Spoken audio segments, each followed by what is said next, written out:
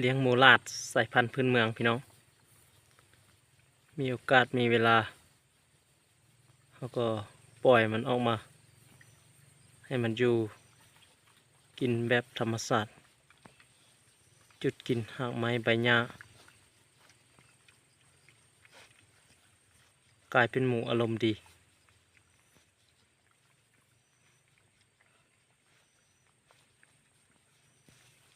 ข้อดีของการปล่อยออกจากคอกคือเฮ็ดให้มันได้กินพืชพันธุ์ธัญญาหารหากไม้ใบหญ้าหลายชนิดเพิ่มเฮ็ดให้หมูมีสุขภาพดี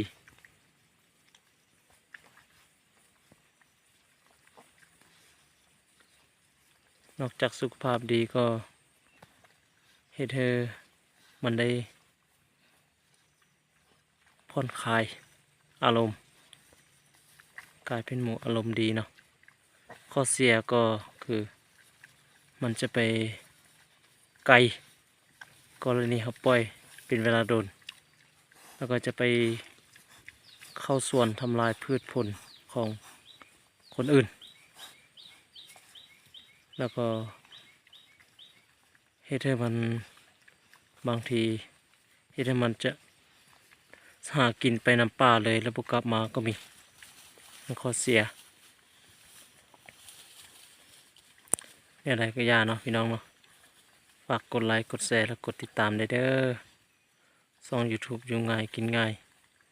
ถ่ายคลิปบรรดาวิถีชีวิตการเลี้ยงหมูการเฮ็ดไร่เฮ็ดนาของพ่อตัวนี้อยู่ง่ายกินง่ายเนาะมาให้ทุกท่านได้เบิ่งได้ชม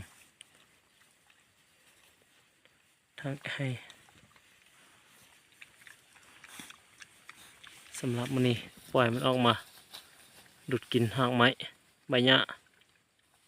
อยู่แคมป์นองยัง5 ตัวเราท่าจำหน่าย